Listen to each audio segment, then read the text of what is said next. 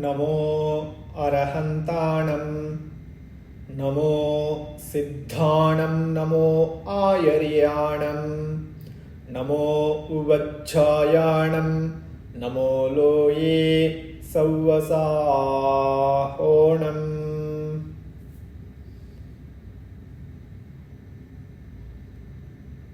ಭಗವತ್ ಉಮಾಸ್ವಾಮಿ ವಿರಚಿತ ತತ್ವಾರ್ಥ ಸೂತ್ರ.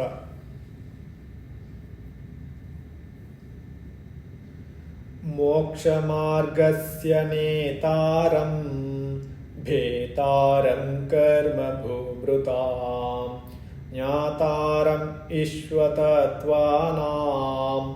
ವಂದೇ ತದ್ಗುಣಾಲಬ್ಧಯೇ ವಂದೇ ತದ್ಗುಣಾಲಬ್ಧಯೇ.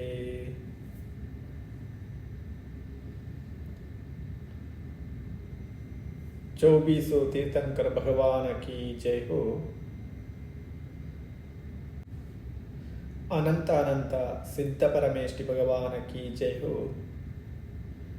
आचार्य श्री उमा स्वामी महाराज की जय हो. आचार्य श्री विशुद्ध सागर महाराज की जय हो. मुनिश्री प्रणम्य सागर महाराज की जय हो. 3 ಕಡಿಮೆ 9 ಕೋಟಿ ಮುನಿರಾಜ್ ಕಿ ಜೈ ಹೋ.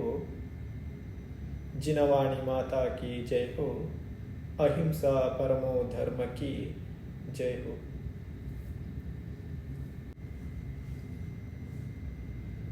ತತ್ವಾರ್ಥ ಸೂತ್ರ 2ನೇ ಅಧ್ಯಾಯದಲ್ಲಿ ಹಿಂದಿನ ಸಂಚಿಕೆಯಲ್ಲಿ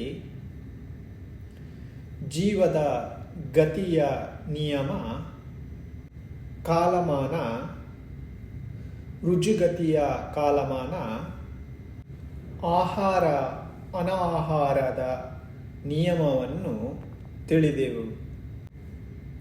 ಇನ್ನು ಮುಂದಿನ ಸೂತ್ರದಲ್ಲಿ ಜೀವಿಗಳ ಜನ್ಮದ ಭೇದಗಳನ್ನು ಹೇಳುತ್ತಾರೆ. ಸೂತ್ರ 31. ಸಮೂರ್ಛನ ಗರ್ಭೋಪಪಾದಾಃ ಜನ್ಮ. ಸಮೂರ್ಛನ ಗರ್ಭ ಉಪಪಾದಾತ್ ಜನ್ಮ. ಅರ್ಥ: ಜನ್ಮವು 3 ಪ್ರಕಾರವಾಗಿ ಆಗುತ್ತದೆ. 1 ಸಮೂರ್ಛನ ಜನ್ಮ, 2 ಗರ್ಭ ಜನ್ಮ, 3 ಉಪಪಾದ ಜನ್ಮ. 3 ಲೋಕಗಳಲ್ಲಿ ಎಲ್ಲ ಕಡೆಯೂ ತಂದೆ ತಾಯಿಯರ ಸಂಬಂಧವಿಲ್ಲದೆ ಎಲ್ಲ ಕಡೆಗಳಿಂದ ಪುದ್ಗಲಗಳನ್ನು ಗ್ರಹಣ ಮಾಡಿ ಯಾವ ಶರೀರ ರಚನೆಯಾಗುತ್ತದೆ ಅದನ್ನು ಸಮೂರ್ಛನ ಜನ್ಮ ಎನ್ನುವರು.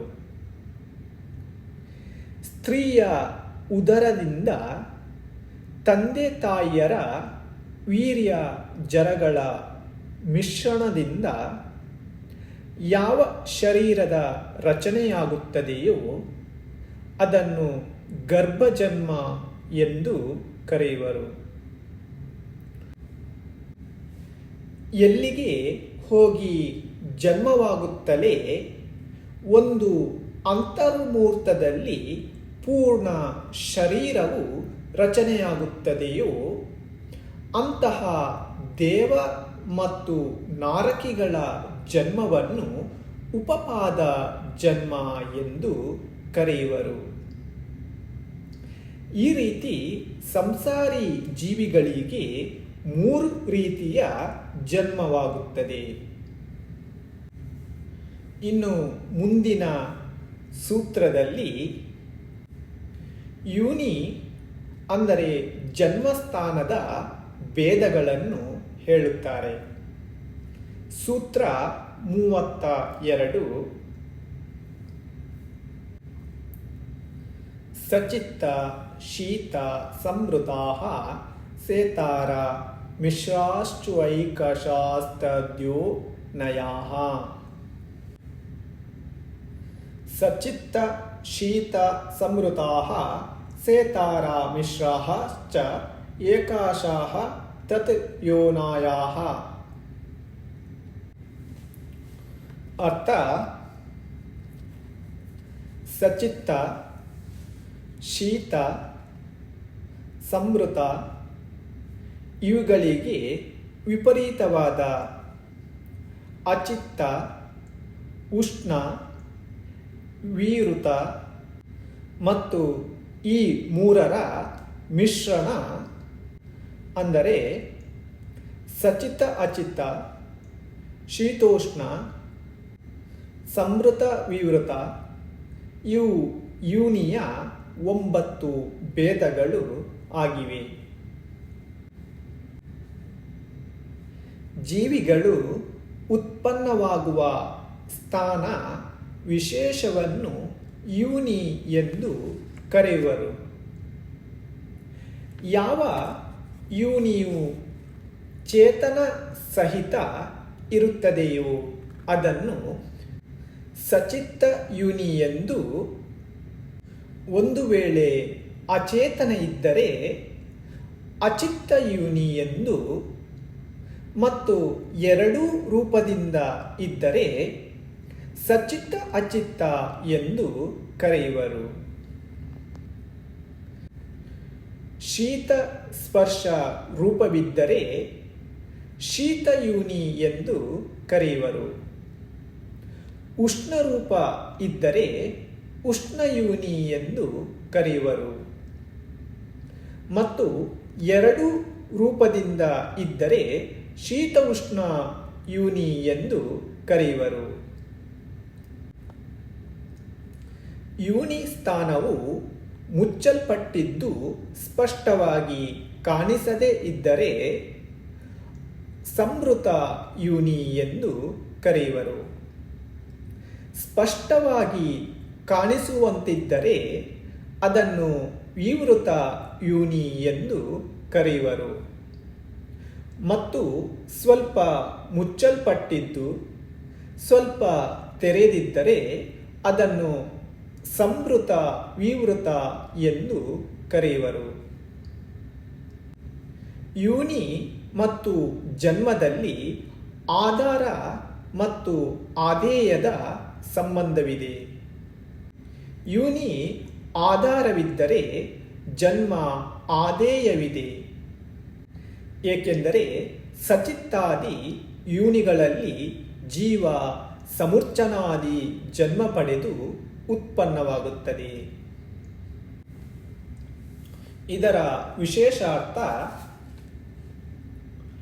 ಉದಾಹರಣೆಯ ರೂಪದಲ್ಲಿ ಇಲ್ಲಿ ಕೆಲವು ಜೀವಿಗಳ ಯೋನಿಗಳನ್ನು ಹೇಳುತ್ತಾರೆ.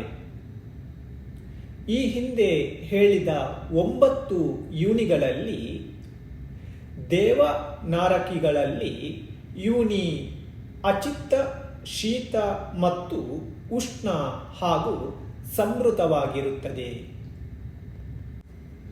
ಗರ್ಭಜನ್ಮ ಉಳ್ಳವ ಯೋನಿ ಸಚಿತ್ತ, ಅಚಿತ್ತ, ಶೀತ, ಉಷ್ಣ ಮತ್ತು ಶೀತೋಷ್ಣ ಹಾಗೂ ಸಂವೃತ ವಿವೃತವಾಗಿರುತ್ತದೆ.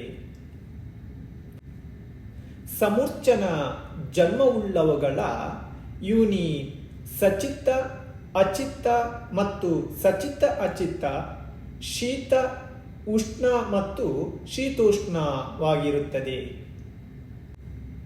ವಿಶೇಷ ಏನೆಂದರೆ ತೇಜಕಾಯಕ ಜೀವಿಗಳ ಯೋನಿ ಶೀತೋಷ್ಣವೇ ಆಗಿರುತ್ತದೆ ಹಾಗೂ ಏಕೇಂದ್ರಿಯಗಳ ಸಂವೃತ ಯೋನಿ, ವಿಕಲೇಂದ್ರಿಯಗಳ ವಿವೃತ ಯೋನಿ ಇರುತ್ತದೆ.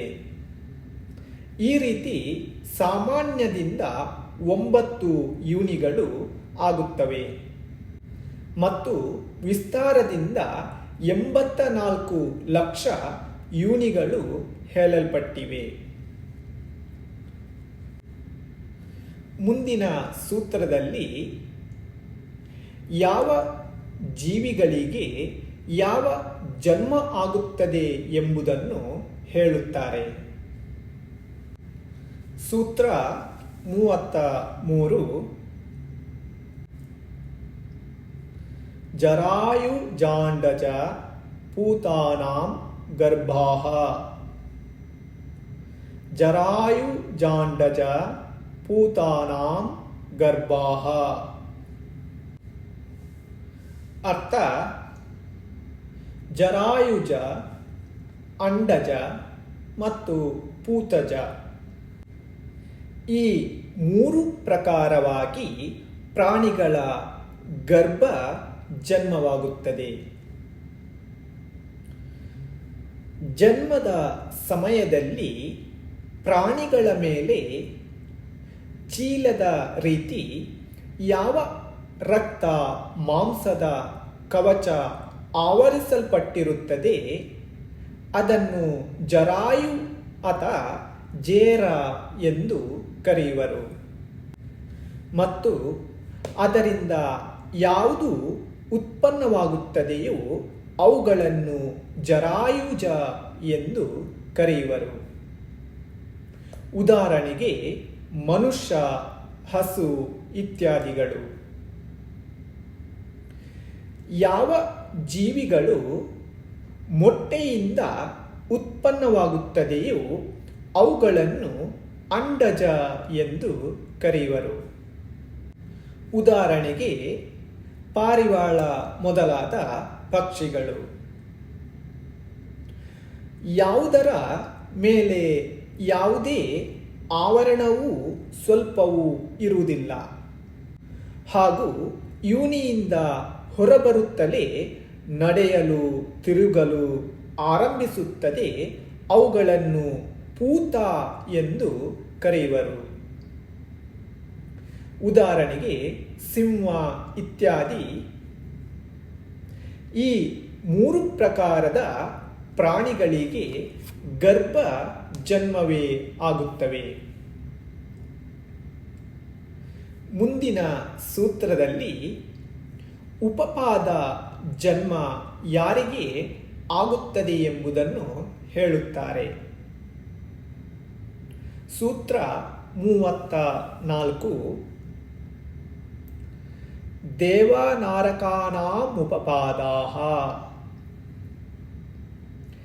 ದೇವನಾರಕಾನಾಮುಪಪಾದಾಃ ಅರ್ಥ: ದೇವ ಮತ್ತು ನಾರಕಿಗಳಿಗೆ ಉಪಪಾದ ಜನ್ಮವೇ ಆಗುತ್ತದೆ.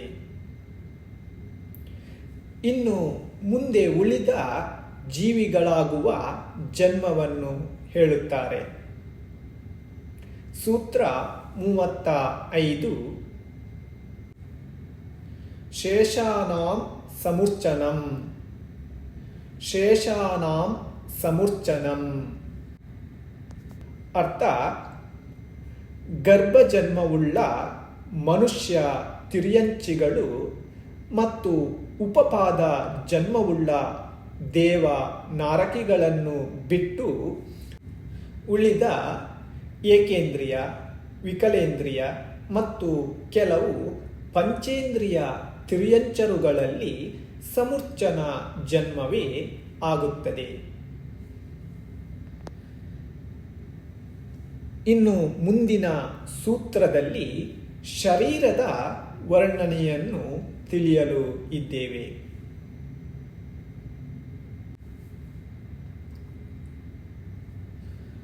पंचपरमेष्ठि भगवान की जय हो. आचार्य श्री उमा स्वामी महाराज की जय हो. मुनिश्री प्रणम्य सागर महाराज की जय हो. मूर कडिमे 9 कोटि मुनिराज की जय हो. जिनवाणी माता की जय हो. अहिंसा परमो धर्म की जय हो.